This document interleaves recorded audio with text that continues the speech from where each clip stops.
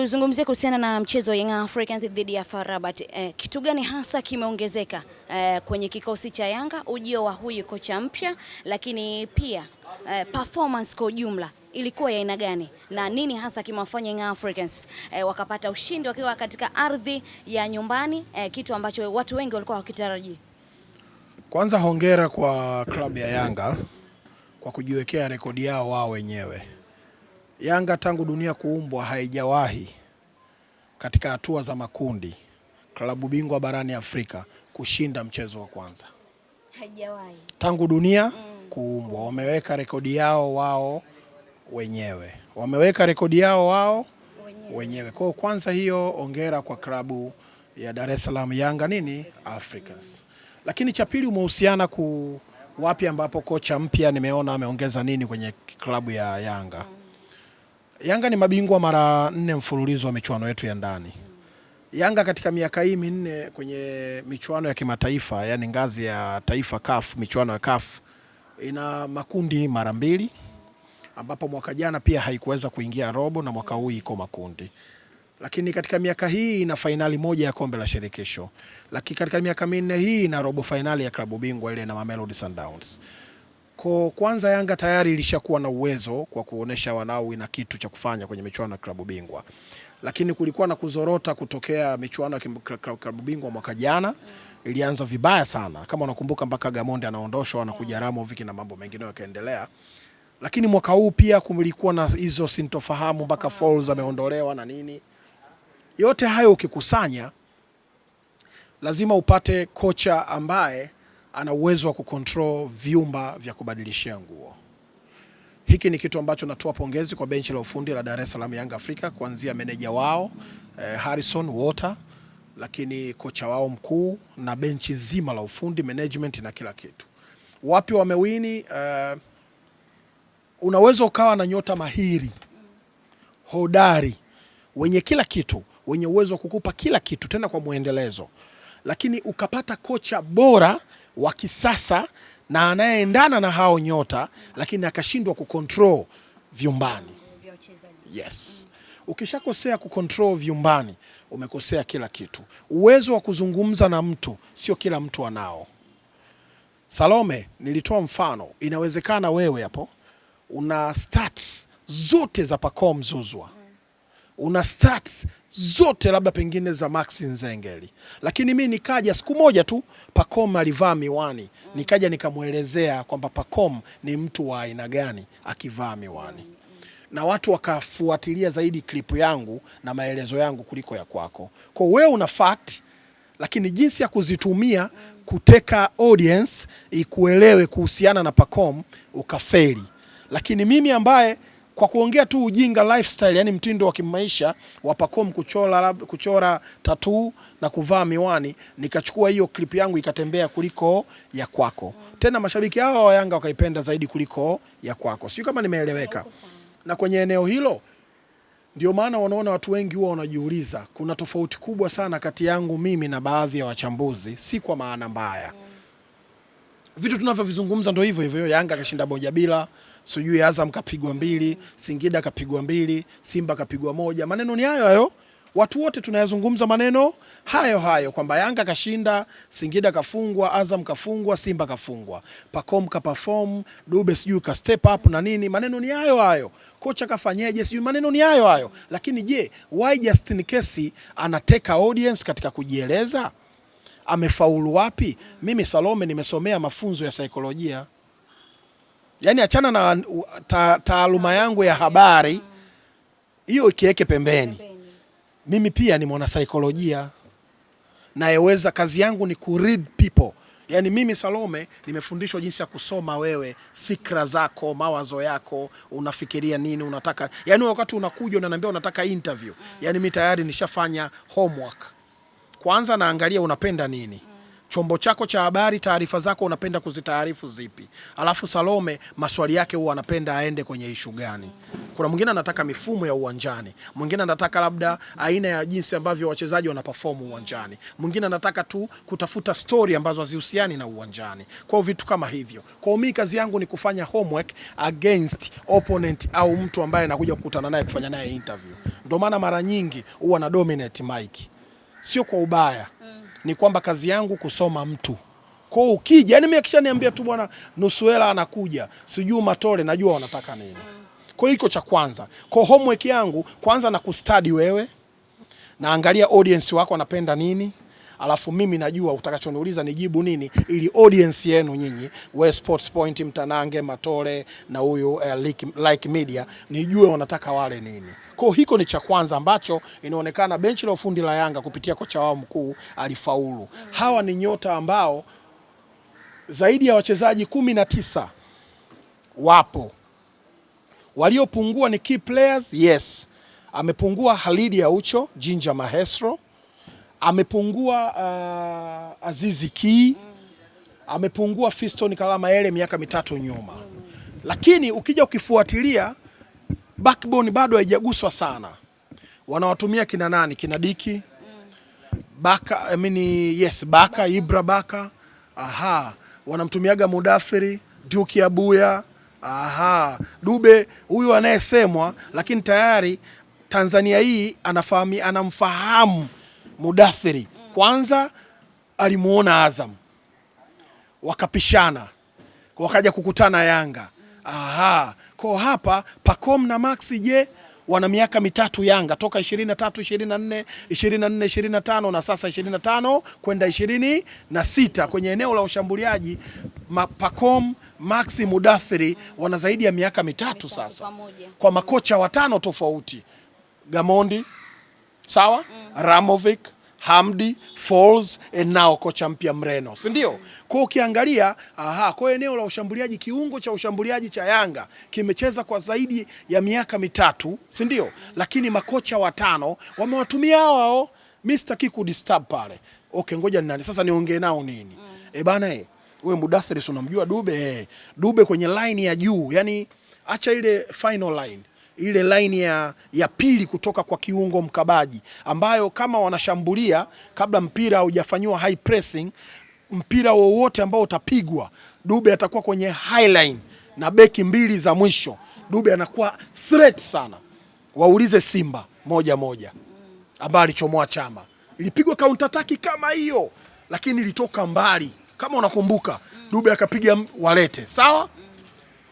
Na Dube mechi hiyo kipindi cha kwanza iko alikosa goli kama hilo fast break ambao ni counter attack kama hilo.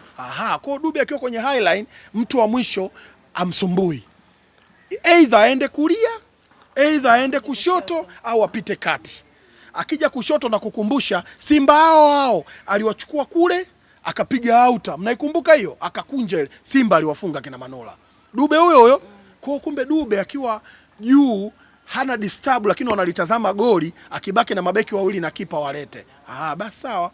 Kafanya homework yake, kawakalisha chini watu wakubwa, watu ambao wana experience na michuano hii ya kimataifa, watu ambao wamekuwa na muendelezo mzuri. Walifeli wapi? Walifeli katika eneo la kuonekana wao ni bora.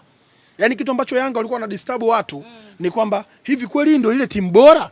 Hivi kweli ndio ile? Yaani hicho tu, lakini wachezaji wapo. Mbona kama sio hawa? Yaani wako wapi wale? Yaani nini kimetokea? Ndio anguko lao. Yaani mashangao tu ndio walikuwa yanasumbua Yanga. Lakini sio kwamba wachezaji eti hawana viwango, sio kwamba wachezaji wao wakubwa hawapo. Mimi nakataa. Diara yupo. Baka yupo, Dickson yupo, Mudathiri yupo, Dube yupo, Pacom yupo, Max yupo, kaja Shabalala, beki aliyokuwa na ubora miaka 8 kwenye ligi yetu mfululizo. Israel future ile pale inaonekana, Duke Abuya no doubt. Kwa hiyo mimi ninachotakiwa kufanya ni kuongea nao, kuongeza wachezaji wenye kasi kama Ekua jana ameingia kwenye kikosi na vitu kama hivyo. Kocha kwanza amewini kwenye vyumba vya kubadilishia nguo kocha wa Yanga. Hiyo ndio kutokana na jibu lako lolitaka. Cha pili, wachezaji wa Yanga waliamua kuwa wakubwa. Wachezaji wa Yanga waliamua kuwa wakubwa na kukumbuka kwamba wao ni wakubwa na wapo nyumbani na wapo katika hali ya kutaka kuaminisha kwamba tunatakiwa tuaminishe kwamba bado sisi ni hatari. Tunatakiwa tuaminishe watu kwamba bado sisi ni hatari, kwa sababu uhatari wetu haujakwisha, ila hatujauonesha. Kocha kufanya, tunatakiwa tufanyeje? Tuuoneshe. Ndio maana wachezaji jana wame step up. Inawezekana kupatikana magoli mengi kama tulivyotaraji. Performance ya Dube umeiona au kuiona? Nimeiona. Dube ni mshambuliaji hatari, sio mfungaji hatari. Okay, naomba tuelewane. Kuna hii mara ya mwisho, mara milioni 68, narudia. Vyombo vya habari vya online hasa. Dube ni mshambuliaji hatari, sio mfungaji hatari. Mshambuliaji hatari, sio mfungaji hatari. Hapo kuna tofauti gani? Thank you. Mfungaji hatari ni yule ambaye anapata nafasi chache laini anazitumia. Dube anaweza akapata nafasi nyingi laini asizitumie, lakini akafunga goli zuri ambalo mfungaji hatari hafungi. Wewe ile goli umelichukuliaje kwani? Kwa mfano tuongelee tu hapo kwanza. Good timing, right place, right person. Mpira umepigwa ni pinpoint. 3, amejua jinsi gani ya kutumia weakness ya beki, kamkalia mbele. Ukimgusa penalty na kadi nyekundu, si ndio Lugano anavyokuwa sheria pale? Yaani ukimgusa penalty nyekundu, mtu wa mwisho. Kwanza kapita mbele yake, katokea weak side. Dube ametokea weak side, kaja strong side, kamuiba beki. Cha pili kasi, cha tatu energy. Uwezi mabeki wale wana push, umeelewa? Contact ya mwili imetumika pale, lakini Dube kagagamaa. Cha nne, kumbuka kulikuwa na kipa bora ambaye alidhaniwa ndio kuwa man of the match ile juzi. Kamuita weak side, nimekwambia ametokea weak side. Kamuita kipa weak side, kipa kajaa weak side, kapiga kule far post. Prince Mpumelelo Dube, PMD. Class is permanent, form is temporary. Hapo tuje kwa Prince Dube. Dakika 45 za kwanza alipata nafasi nyingi, akashindwa kuzitumia. Za laini ngumu. Laini. So vitu vyake. Yes, ukipita kwenye peji ya Simba baada ya hizo dakika 45, mashabiki wengi tayari kelele zilikuwa ni nyingi. Dube out, aingizwe mwingine, lakini bado kocha alimwamini akamuingiza dakika 45 za kipindi. Ndio alichowini kwenye vyumba vyake vya kubadilisha nguo. Na Dube akaenda kufanya kweli. Yes. Hebu kwanza tuzungumzie hizi nafasi ambazo Dube anakuwa anazipata, lakini anashindwa kuzitumia. Nafasi hii adhimu ameweza kuweka goli, lakini kuna nyakati unapata nafasi unashindwa kuzitumia na magoli yanakosekana na habari inakuwa nyingine. Pale ndio mateso yanayomtesa Dube. Narudia tena kusema sio mfungaji hatari, ila ni mshambuliaji hatari. Kwa kwangu mimi nakubaliana na maneno yako kwamba sometimes itakuja kwa cost pia Yanga, lakini tubaki kujua kwamba kocha homework yake aliifanya vizuri. Ushirikiano wa benchi la ufundi kujenga imani na Dube, kwa sababu waliamini huyu ni big match player, anakupa matokeo kwenye sehemu sahihi, muda mgumu. Yanga mwaka jana walirejea kwenye michuano hii ya klabu bingwa group stage baada ya Dube kuwapa alama moja Lubumbashi, kwa sababu Yanga walikuwa washapoteza michezo miwili sawa, MC Alger pamoja na Al Hilal Omdurman Benjamin Stadium. Kwa walikuwa washapoteza michezo miwili, wangeenda kupoteza mchezo Lubumbashi, maana yake walikuwa wamepoteza alama 9 za awali. Walipaswa lazima mwishoni washinde michezo mitatu. Lakini baada ya kupata sare ikawapa nguvu kwamba kumbe Mazembe tunawamudu. Walivyokuja hapa Yanga wali step up na wakashinda ushindi mzuri. Tuko sahihi? Ambao ndo limeenda kutoa goli bora la 24-25 la Clement Mzize. Weka Benzema wa Kitanzania. Dube na Mzize wote ni washambuliaji hatari, sio wafungaji hatari. Ndio maana wanafunga magoli mazuri tu. Nitafutie goli baya la Dube katika maisha yako. Halafu Dube hafungi tu timu, anafunga timu zote bora. Yanga kawapiga magoli mazuri, Simba kawapiga magoli mazuri sana, weka sana. Simba ndo kawafunga sana. Halafu Dube huyu jana kafunga goli bora la wiki. Goli bora la wiki. Bora la wiki. Dube Prince Mpumelelo ni mshambuliaji hatari mno. Washambuliaji wale duniani yupo Lautaro Martinez, Wayne Rooney, Luis Suarez. Yani hawa wanaweza wasikupe idadi kubwa ya magoli kama kina Tevez. Sawa? Wao wanakupa magoli machache mazuri muhimu. Magoli machache mazuri muhimu. Karim Benzema hana idadi ya kufungaga magoli mengi. Anafunga magoli muhimu mazuri ambayo wanafunga washambuliaji bora. Sio wale wafungaji bora. Sio striker wa kutapin. Umemtaja Dube lakini pia umemtaja Clement Mzize. Aina yao ni moja ya ufungaji. Wote ni washambuliaji. Wanacheza juu, maeneo ya juu wote wanacheza. Wanaweza kutokea kushoto, wanatokea kulia, wanaweza kucheza kati, wanaweza kufanya high pressing, wanachezesha timu, wana create chances, wana uwezo kufanya vitu vingi sana eneo la ushambuliaji. Ndio maana nawaita washambuliaji bora. Yanga inahitaji kuwa na mfungaji hatari ukiachana na mshambuliaji hatari. Wakiwa wawili hao na Mzize alafu una Max na Pacome, what do you need? Kocha tubo. Sasa ndio maana wanakuaga hatari. Wewe ngoja Mzize arudi. Maneno yataisha. Kanda staliwa sana kwenye deki kwa sababu balaa la Mzize tunalijua. Kwa option unakuwa nazo nyingi na ndio maana kunakuwa wanajificha mapungufu yao. Sio kwamba wanakuaga Mzize na Dube hawakosi magoli. No way. Wakiwa wawili alafu una viungo machachari ambao wenye hatari. Viungo machachari wenye Pacome na Max. Yanga wanakuwa wana relax. Tena ni rahisi kuwatumia viungo wao wawili Mudathir na Duke kusaidiana vizuri kwa sababu eneo la juu linakuwa liko strong. Yes. Umemtaja hapo Pacome Zozo. Amezungumzwa sana na anaendelea kuzungumzwa sana. Tuzungumzie performance yake kwenye mchezo ambao umepita. Namna ambavyo ulitazama kwa Pacome. Na anaendelea kutoa funzo pia kwa wachezaji wa Kitanzania au zaidi kwenye ligi kuu soka Tanzania bara. Pacome sio somo la Tanzania. Pacome anaifundisha Afrika kiungo mshambuliaji anapaswa kuwaje. Ngoja niweke vizuri. Maana naona vitu mnavingata sana. Pacome ni mchezaji wa pekee. Kwanza nianze upya tena. Yaani bado hamjanielewa. Afrika. Mataifa ya Afrika ambayo yanashiriki na kufanya vyema.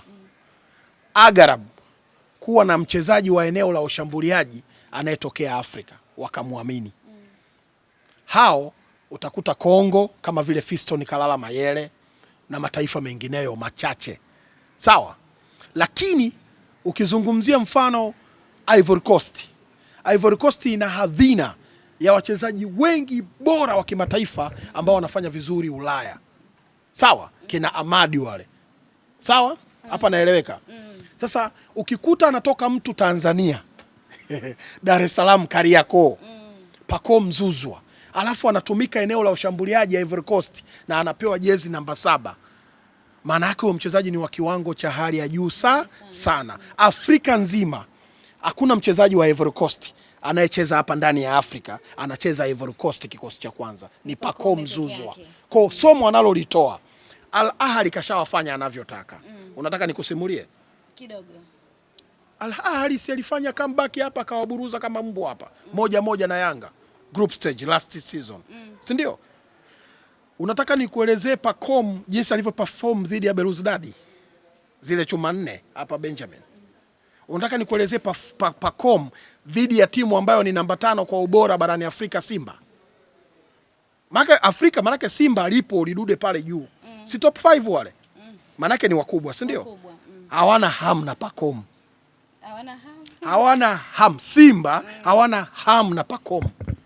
Na jana rasmi wale Farabati hawana ham na Pacome Zouzoua. Hawana ham na Pacome. Kwa Pacome atoi tu somo ndani. Hapa ndani hamtaweza kuyafikia. Pacome amepita, sasa anaanza kuelewesha na kuelimisha wa Afrika. Ile ni mali iliyotoka Czech Republic. Pacome amelelewa na kukuzwa Czech, Ulaya. Salomo uko na mimi? Pacome amefundishwa mpira wapi? Czech. Hebu angalia mtoto wa Kiafrika, Afrika Magharibi, amepewa somo la mpira Czech. Wale yeye na Azizi ni exceptional. Zile huwa ni zawadi za Mwenyezi Mungu mnapewa na zinatokeaga mara moja. Siku moja nilikufuru nikasema pengine kuna kipande cha mwili wake pengine kiko kwenye vali ya kujazia upepo mipira au kwenye nyuzi mojawapo ya mipira. He's comfortable. Akipata mpira unaona kabisa jinsi ambavyo anakuambia wewe kama unavyocheza draft au umelala au jinsi ambavyo unaegemea mto. Yaani anakudanganya uone kwamba mpira wa miguu ni kitu chepesi. Ulishaona Pacome ana struggle wewe mpirani. Yaani siku ana form atakupa matokeo. Hizi man of the match hizi mwaka jana anazo ngapi? Za kutosha. Unataka tumueleze tumdefine Pacome hapa ndani? Pacome ameanza kutoa elimu Afrika. Jamaa anajua mpira, passing, dribbling, fake, ana turn, ana hesitate, anaenda kulia, anarudi kushoto, ana shoot nje ya box, anaamua mchezo, anapiga niache kidogo usipako mzuzu. Tumalize hapo kwa Young Africans, just in case. Ili kundi lilitajwa kuwa ni kundi la kifo. Bado tunalitaja kuwa ni kundi la kifo? Ni kundi la kifo kwa sababu limekutanisha mabingwa. Al Ahly mwamba, no doubt. FAR Rabat mwamba, no doubt. Lakini vile vile tunafahamu kundi hili lina Kablia, no doubt. Wote hawa ni wamba. Hapa kuna Morocco. Ila sasa yani miamba imekutana na mwamba. Miamba imekutana? Yani watafanya lakini ukumbuke una mshambuliaji bora kutoka Zimbabwe. Ana uwezo kufanya chochote muda wowote saa yoyote. Prince Mpumelelo Dube. Kwanza namshukuru Mwenyezi Mungu kuwa hai na kumshuhudia Dube. Unamshukuru Mwenyezi Mungu? Kuwa hai kumshuhudia Dube. Yanga hawamwezi kumkaba. Kwa sababu walishindwaga, ndio maana wamemchukua. Wakamvuta kwao. If ukitaka umemshindwa mtu, mchukue. Ungana naye. Yes. Simba ndo kabisa wasithubutu kutudanganya wanamweza Dube. Hao ndo wasithubutu. Azam alivyoenda tu huku Ngao ya Jamii, alichokifanya unakumbuka ile comeback ya 4-1 Kwa tumpe heshima Dube, tumthamini Dube, tumwambie Mwenyezi Mungu asante kuwa na nyota kama yule tunamshuhudia sisi wapenzi wa soka. Alafu tukumbuke tumepewa Pacome.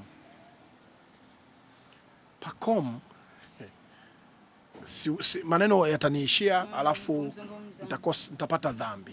Yes. Sasa tuamie kwa wekundu wa Msimbazi Simba ambao hapo jana tumeshuhudia karata yao ya kwanza wakiwa nyumbani wakipoteza mchezo 1-0 dhidi ya Petro de Luanda kutokea Angola. Ikiwa kundi ilikuwa halitazami kuwa ni jepesi, lakini ilikuwa sio gumu ama la kifo kama la Young Africans, na watu wengi walikuwa na matumaini na Simba kuanza vizuri nyumbani. Mambo yamekuwa tofauti. Uliutazama mchezo, tuzungumze. Ulikuwa ni mchezo aina gani? Simba walifeli wapi kuondoka na alama 3 wakiwa katika ardhi ya nyumbani katika uwanja wa Mkapa? Last time nimezungumza vitu viwili tofauti. Na nikawa nimechanganya interviews. Nadhani interview yangu ya mwisho nilisema Simba cha kwanza wanatakiwa awe na nidhamu. Cha pili awe na nidhamu. Cha tatu awe na nidhamu. Numbers kuzipata ni rahisi. Kuzimaintain ni mtihani. Simba ya miaka 4 nyuma, acha hii miwili hapa, 4 nyuma, ilikuwa strong sana kwenye michuano ya klabu bingwa. Maki nimejumlisha miaka 7 mfululizo. Sasa weka ile 4 ya nyuma. Alikuwa strong sana klabu bingwa. Kuweza kuwa group leader against Al Ahly. Kuweza kufanya comeback ya AS Vita ambayo ilikuwa na Bangala, Juma Shaban, Lomalisa. Ilikuwa na Tonombe Mukoko, Fabrice Luamba Ngoma, Makusu, Tuisila Kisinda. Please. Please. Wao na Miraji Sheva sijui Rashidi Juma. Simba ilikuwa hatari ya James Kotei. AS Vita anatakiwa sare tu au suluhu. Si ndio? Na kaja Benjamin katangulia kapata goli. Kale! Lakini Simba kafanya comeback kapata hizo 2. Chama. Hiyo niliiongea. Kwao nikamsisitiza Simba na benchi la ufundi na kila pahala nidhamu. Cha pili nidhamu. Cha tatu nidhamu, kwa sababu huna huo ubora. Ndicho kilichokosekana. Hawana ubora. Wana ubora nani? Star wa Simba nitajie wawili wa miaka hii, mwaka jana nitajie. Star wa Simba. Wa mwaka jana. Elie Mpanzu, Jean Charles Ahoua. Na kipa wao nani? Kamara. Kamara yupo? Kamara hayupo. Jean Charles Ahoua yupo uwanjani. Yaani kuwepo kuvaa jezi za Simba sawa, uwanjani yupo. Uwanjani hayupo. Elie Mpanzu. Utambulisho wa Elie Mpanzu na balaa lake lipo uwanjani? Halipo. Sasa Simba ina ubora. Dennis Kibu Denis, ubora wake tunaojua klabu bingwa ndio ule wa mwaka jana. Sio ule. Kwa wapo uwanjani hawapo. Wana ubora Simba. Maana kuna muda tuzungumzie mpira, kuna muda tuanze sasa kuleta udau. Mimi sio mdau. Mimi nazungumzia mpira. Yes. Nyota wa Simba walikuwa 4. Pin Kamara. Tena naongeza 7. 7. Pin Kamara. Kagoma. Nazungumzia mwaka jana. Fabrice Luamba Ngoma, Shabalala, Elie Mpanzu, Jean Charles Ahoua na muweka na Kibu Denis. 7. Hao mwaka jana wamebeba Simba hivi ya Fadlu. Yes. Mpaka wakaifikisha Simba kucheza mpaka mechi ya mwisho wanataka ubingwa na Yanga. Hao ndio waliofika mpaka fainali. Kabla ya kwenda sijui bodu nini? Lile mwingine atajua mwenye na babake mzazi. Kaenda kucheza fainali ndo kaperform. Huyu tumemlaumu mwaka mzima. Budu ame step up lini? Si fainali? Ndo aliibuka kuwa man of the match, si ndio? Lakini huku nyuma tulikuwa tushakata naye tamaa. Kwa tunazungumzia hawa 7 walioibeba Simba mpaka fainali, walioibeba Simba mpaka kufika mechi ya mwisho ya ligi. Hawa 7 nimekosea? Uko sawa. Kamara, Kagoma, Ngoma, Shabalala, Jean Charles Ahoua, Elie Mpanzu, Kibisawala. Weka Kibisawala. Alafu malizia na Kibu Denis Prosper. Hao ndio walikuwa waliperform mwaka jana Simba ya Fadlu. Mwaka huu Kamara yupo? Kamara yupo. Shabalala? Hayupo. Kagoma ndio yule kata ndio yule? Hayupo. Ngoma yupo? Ngoma hayupo. Kibu Denis ndio huyu? Jean Charles Ahoua, Kibisawala. Sasa unailaumu vipi? Si timu mbovu. Yaani hao walikuwa na form. Form haiwezi kuisha watu 7 wote mkaisha form. Yaani walio bora form huyu mmoja kaondoka. Ngoma. Shabalala kaondoka. Kamara mgonjwa. Kibu chali. Mapenzi yamemzidia. Ana msiba. Msiba sasa hivi. Hajaenda tena Marekani. Msiba babake. Baba pole. Vitu vya kawaida vya kiulimwengu. Jean Charles Ahoua vipi? Top scorer. Nimemeza kitu kizito. Sitaki kupata dhambi. Hao ndo waliperform. Kocha aliyeandaa timu ile ambayo tuliamini mwaka huu itakuja kufanya mazuri zaidi. Kocha kaingia mitini, kaiacha Simba chali. Sawa. Walioingia maingizo mapya. Niambie mwaka huu ukakaa mbele unamvimbia kifua. Huyu sisi ndio nyota wetu msimu huu. Nitajie mmoja. Salom. Nani? Rushan. Amefanya nini? Mlinzi pale. Anaonekana kufanya vizuri. Amelinda nini? Unashindwa kuwa na muendelezo. Guys, mimi sina maana mbaya. Balala Pasco Seji wao unalijua? Nalijua. Erasto Nyoni unamjua vizuri wewe? Juu huko Mushidi. Mimi naijua Simba. Embu ndugu zangu wewe unayefuatilia mpira kama unamfahamu Justin Case, mimi naifahamu Simba.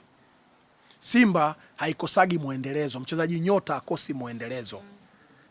Rushaini ni mzuri sana. Ana potential kubwa mno. Yupo anacheza na nani? Yaani wanaoshirikiana nao kina nani? Naeleweka vizuri mamangu mpendwa? Anacheza na nani? Tuliletewa hapa ukuta sijui wa Eriko.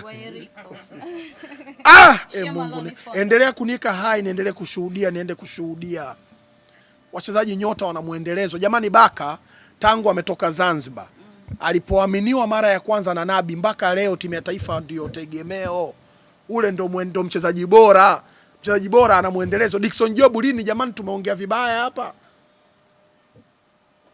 Lini umeona Job anaongelewa vibaya lini? Mlisema mfupi, tushasahau topic ya ufupi. Karefuka. Nisaidie sasa Karefuka. Unajua kuna muda tuongee uhalisia. Ushakuona mimi hata siku moja namponda Kibu Denis? Hujawahi. Yes. Sana onyesha michuano ya kimataifa huwa anaonyesha misimu 3 na Yanga anawafungaga. Huyo ni big match player. Sijawahi mimi kumponda Kibu Denis. Lakini hao anakuja leo, kesho iko wapi sijui nimemsahau. Hao sio wachezaji. Simba ni kubwa, Simba ni kotei. Simba Chama, Simba Okwi, Simba Jan Chazi Ahoa yule wa mwaka jana yuko wapi mwaka huu? Kwa hiyo kwa kifupi, Simba ni timu ambayo sasa hivi sio bora, haina ubora. Sio sasa hivi, huu mwaka wa 4 mfululizo haina ubora. Yes, ina makali ambayo yanakujaga, na ndio maana klabu bingwa huwa wanaweza kucheza. Kwa nini? Sababu si mechi ambayo ya kimkakati, kwamba tupigeni hii dakika 90 imeisha. Mbona ligi wanashindwa? FA inawashinda na shaga nusu. FA Cup, kombe letu la FA. Mako unaenda huko unapelekwa mkoani kwanza, huko unabilinywa, ukirudi huko hoi. Kwa so mimi sina maana mbaya. Niliongea tena very well na nilisema timu ambayo kwa Simba ninavyoifahamu kwenye michuano ya kimataifa, timu ambayo naona inaweza kupata alama moja kwa Simba, aidha sare au suluhu, ni wale Esperance de Tunis. Niliona walau wale. Petro kaja kuchukua alama 3 nzima hivi kakusanya. Kubu. Yes, Simba anawezaga kufungwa ya kwanza, hata Raja alimfungaga baadaye aka step up, sijakataa. Sasa inabidi tuione mechi ya pili kwanza. Anaenda wapi? Kule kwa Stade Malien. Simba akikosa alama 3. Simba akikosa alama 3. Anazichukua 3 kwa nani mwingine? Away. Akizikosa kwa Stade Malien. Anachukua kwa nani 3? Kwa hapo tutahesabu shughuli imeisha hapo. Nimekwambia AS Vita alikuja Tanzania na alama 7. Na akaanza akapata goli. Njui. Akabe tu. Simba achomoe iishe. Kachomolewa na kafungwa. Kwa alama 7 huwa sio issue. Atategemea alama 7 ambazo anaamini hapa nyumbani hapa tamfunga Esperance de Tunis na Stade Malien. Nakubaliana nao 6. 6. Alafu ugenini. Yaani Petro akamfungia. Saki kutukana bwana, mimi na kazi zangu nataka kufanya roundabout. Ni hivi. Tumalizie. Mmoja ataenda kwa jasho. Mmoja haendi. Mmoja ataenda kwa jasho kubwa. Mmoja haendi robo finali. Hiyo ni klabu bingwa barani Afrika. Mmoja ataenda kwa tabu. Mmoja haendi. Kwa either awe Yanga au awe nani? Simba. Yeyote kati yao. Yes.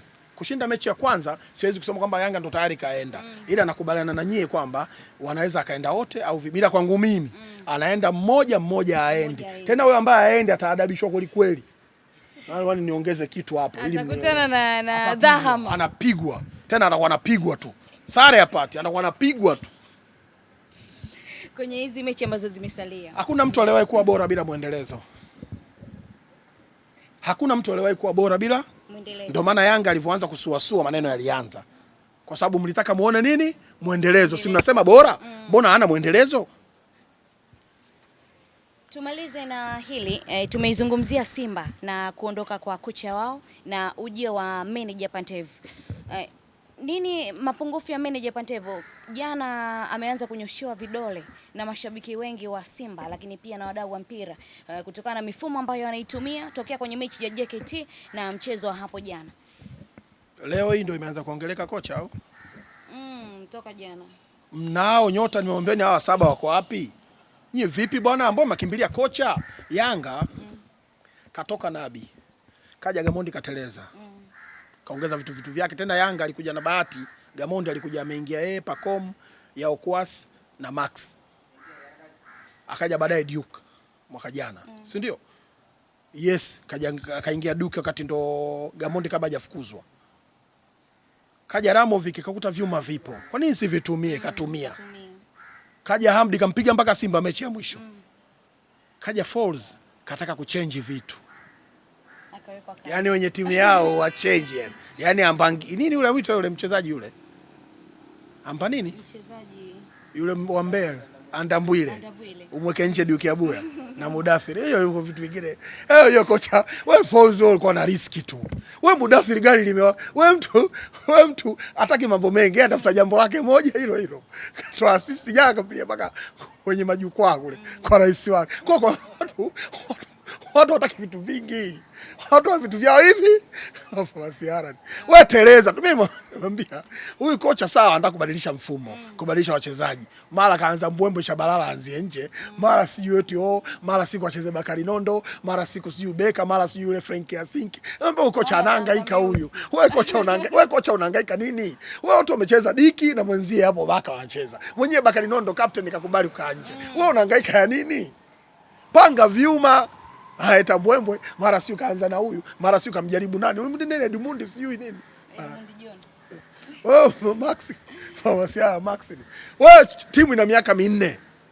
Ina Maxi, Pacom, Mudathiri haya basi. Eneo lote la ushambuliaji la juu. Chezesha, pata matokeo. Hawana uzee.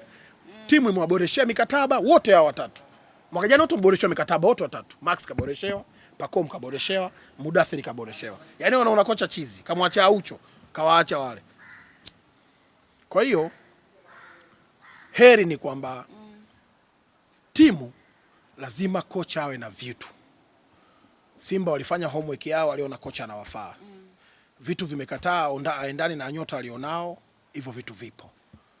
So, nafasi ipo. Mechi zimbakia 5, si ndio? 5. Shinda mechi 2, pata sare 2 naenda. Akaanze, narudia tena. Stade Malien akipata matokeo dhidi ya Simba, Simba na hali mbaya. Kwa sababu yule Esperance de Tunis hataona kumbe inawezekana. Afu ile kwa Mkapa atoki mtu atasema ai kumbe. Hafu nilisahau. Nilisema Al Ahly hajapata matokeo Benjamin. Watu wakanijia juu. Nazungumzia group stage. Group stage Al Ahly hajapata matokeo Tanzania muda mrefu sana. Al Ahly alipata matokeo ilikuwa na Simba, ilikuwa robo alimfunga Simba nje ndani, nadhani mwaka jana. Si ndivyo Niko sahihi So kama ni mwaka jana, mwaka juzi, mwaka juzi alishinda nje ndani. Ile ni robo finali. Robo finali haina alama 3 jamani. Nazungumzia alama 3. Hajapata kwenye Tanzania kwenye group stage muda mrefu. Nilikuwa najaribu kuweka clear hii, nadhani kuna watu waliandika niliwaelewa. Alama 3. Robo finali haina alama 3. Ni uwiano wa magoli ya kushinda na kufungwa, mtu anatolewa. Yes. Asante Justin, tutazungumza zaidi. Sawa, naona mmechukua dakika 40. Asanteni sana. Asante.